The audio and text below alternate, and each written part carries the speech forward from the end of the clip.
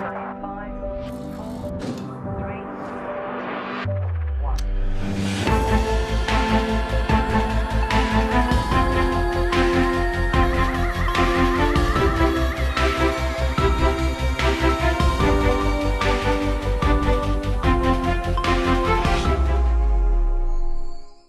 evening, welcome to MNB World Interview Time. I'm your host, Bilgute Tumdemiril. Today we have Dr. Julian Dierkes, who is a Princeton graduate sociologist whose work focuses on Japan and Mongolia extensively. He's been studying about democratization and political development, mining policy, and digital diplomacy of Mongolia since 2005. Good evening, sir. Hello. Thank you for receiving our invitation. Thank you for the invitation. Welcome back to Mongolia. Thank you. I believe it's you've been here so many times. Many times, yes.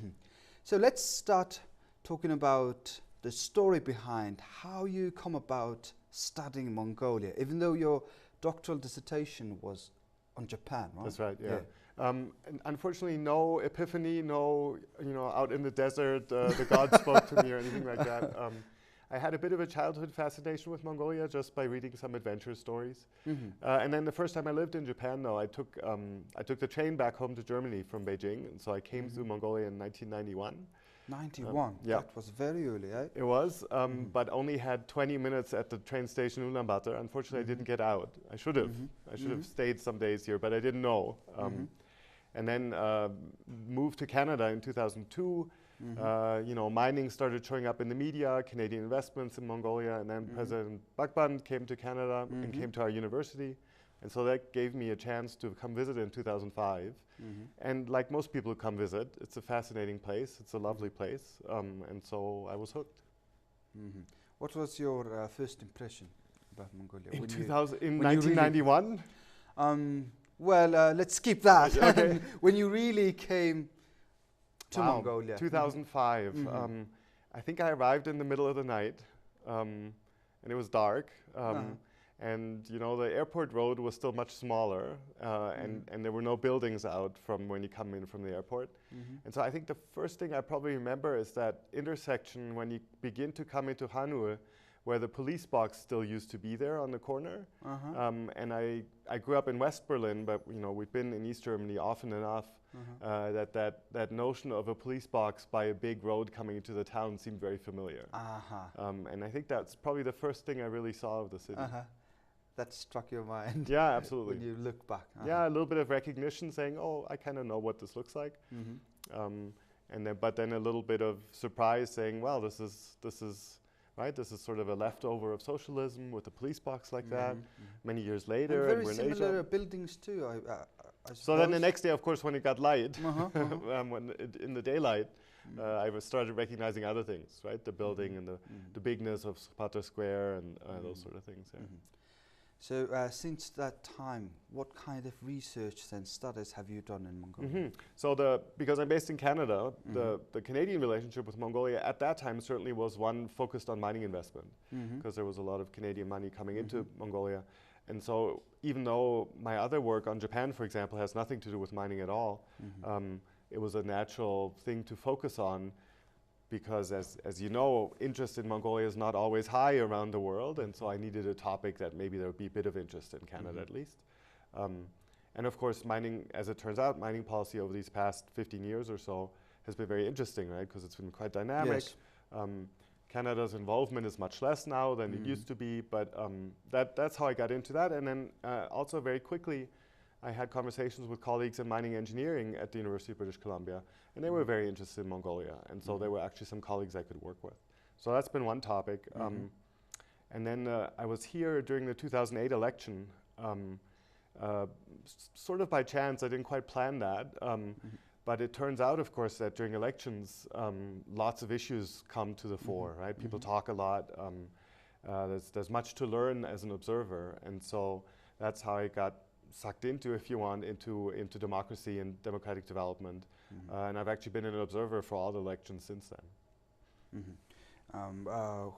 So can you just share some of the results, very small results, or from your studies on the mining policy? Right. So mining policy around the world is evolving, right? It's ever changing. There's no master plan. No one has the easy solutions that holds for Mongolia. I think increasingly now, as I think about mining policy, what's quite interesting is that Mongolia's obviously hadn't developed much earlier, right? Earlier stage. But if we think of sort of the contemporary mining industry, it has developed in a time when many people have been quite aware of the resource curse and its dangers and the risks associated. And so all of Mongolian mining policy, in a way, has that in mind. Unlike mining economies that developed, say, in the 70s or 80s, who may have suffered much more. So on the whole, there's a lot of attention to the risks, and not all of those are mitigated, but it makes for a very different discussion in the Mongolian context than it would have, 30 years ago somewhere else. And so, there's a certain amount, and it always gets difficult when I'm talking with Mongolians and within Mongolia. There's a lot to criticize, and there's a lot to think about what could be better. But then from an international perspective, Mongolia is doing relatively well. Relatively well? I would say, yeah. Comparing to another countries all kinds of emerging who have grown the mining industry. Absolutely, right? We've had economic growth in Mongolia for the past 10 years, significant growth even.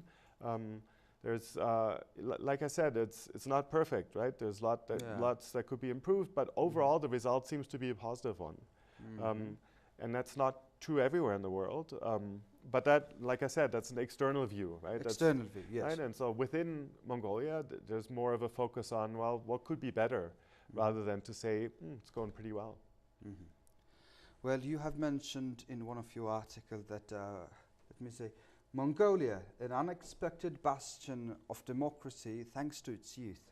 So you're mentioning Mongolian democracy is led by its youth. So can you explore on this a little bit? I mean, Mongolia still remains a bit of a puzzle for academics, right? That democracy has established itself here. Obviously, we think of Northeast Asia as a pretty tough neighborhood for democracy. Your neighbors are not democratic. Yes. Much of the post-socialist world has not turned to democracy across Asia. And so that sparks some curiosity in Mongolia, right? So there's a question about why here. And so we can think about the 1990 revolution as mostly led by young people. Most of them are now party leaders and not so young anymore, and they're still around, most of them. But the other piece to that story is that demographically, of course, Mongolia is very young, right? Half of your population is what we would think of roughly as youth. That means they've been born under the age of 25, right? 25. Yeah. So they've been born after democracy has been established. And they are the future of democracy. And for the most part, I would say, in my conversations at least, they're dedicated to democracy. I don't think, we hear probably now more than 5 years ago, people talk about sort of a Chinese model as being more effective in terms of generating economic growth. But despite that, I think there's a real strong sense of democracy is the way to go for Mongolia. That is an ongoing project. It has its imperfections. Again, in a domestic context, we would talk about that differently than in a national context.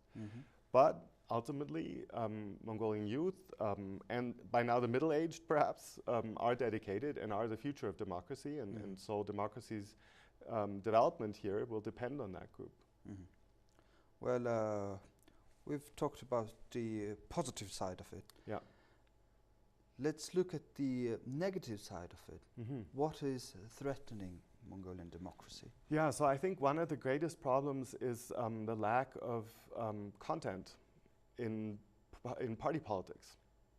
Okay. Ultimately, politics here is ruled more or less by the Democratic Party and the People's Party, and they are, in terms of substance, indistinguishable. There is no policy to the DP or the MPP. They ultimately, every time we have an election, they say more or less the same thing. Sometimes they give different numbers. We remember the 1 million versus the 1.5 million Tugrik. But there is no big ideological debate. The DP does not have a fundamentally different view of Mongolia's future than the MPP. And that means that contests or discussions or a competition is not built around my vision of the future of Mongolia versus your vision, but instead about, do you think I'm going to get you better jobs than this guy will? And that's... So basically you mean there's no ideology lack of ideology. Absolutely. And it, ideology sometimes gets a bad name because it can be dogmatic, but there's no disagreement on how to pursue common goals. So so for example, in discussions with Mongolians, one of the challenges that's identified most often is unemployment, right? It's consistently something that people say, this is really a problem, causes poverty, probably causes alcohol abuse, domestic violence, ultimately. There's lots of things associated with that. So you would expect in a democracy typically that the two parties, if there are two parties as in Mongolia, would have a different vision of how you address unemployment. But they don't. Their vision is, I'll make it go away. And then you want to say, okay, that's great. We want it to go away, but how? How? Right? Are you going to somehow foster small businesses? Is it an industrialization policy? Is it a retraining? Is it support perhaps for a rural economy? How? So parties are not coming up with the solutions, but just very idea in the wind. Just, okay, let's do that, but they don't know how. They're not offering these solutions and processes. Exactly. So that when you go to the ballot box as a voter, you can pick a person, and maybe you have a sense of what that person will do in the future, but you're not really picking a future for Mongolia. You're not picking what that's going to look like. And ultimately, that's what democracy, I think, should be doing, because it is meant to be voting is meant to be an expression of the will of the people, and that should be an expression of this is where we want to go. Okay, let's put the government and political people on the side. What's the importance of the civil societies? Well, so they obviously have a big. What do they? How should they be active, or what do they need to do? Right. So the civil society, generally anywhere in the world, fits sort of in between the government and the person, right? It's that middle layer, if you will. And so civil society is a means by which Mongolians also signal to the government, here's some topics that we want to see addressed. And so again, to take that example of domestic violence, which has been a big focus over the last, about 3 years or so, that was an issue that came to the fore politically, partly through the Women's Caucus in Parliament, but also because there have been very active NGOs, and civil society had really mobilized around this issue. And so that's a great example, right? Here's a problem, a challenge, a danger that was seen by many people, and they organized, and ultimately were able to get the government, in this case Parliament, to move in a direction to lessen that danger, at least to mitigate against it. So that, I think, is an important role for civil society, to pick particular issues, bring them to the fore, start debates, advocate for changes. It's also a way, of course, for people to be bound together in a society, right? We want a community. We all want community everywhere. And so civil society plays that function as well, that it's a place for people to come together who share a view or an activity or whatever else. So do you think civil societies, organizations in Mongolia should be more active, more powerful, moving people? Well, that's leading people. More powerful is really up to Mongolians. If they want to join and raise the profile for certain issues, then civil society is one way to do that, particularly when people get frustrated with institutional politics. And so civil society can be an alternative then. Maybe, for example, we see demonstrations on air pollution in Ulaanbaatar every spring. And then, of course, summer comes. And nobody cares. The air clears. Yeah, air clears and nobody remembers. And then we have a rainy summer like this. And actually, Ulaanbaatar is lovely at the moment. It's green, right? The air is relatively clean. But that's an issue that is championed by civil society and has been for the past several years, periodically only, because it's typically in the spring. But that is really crying out for a solution, right? For people, not for the country, but for people in Ulaanbaatar and in the IMAC centers, because they suffer from this as well. This is an issue that needs to be addressed. And clearly, in the political sphere, that turns out to be difficult for whatever reason. And so civil society would be the place to force action on that. Well, I believe you said whatever the reason in political sphere, I think big chunk of that is corruption. How should we get rid of corruption?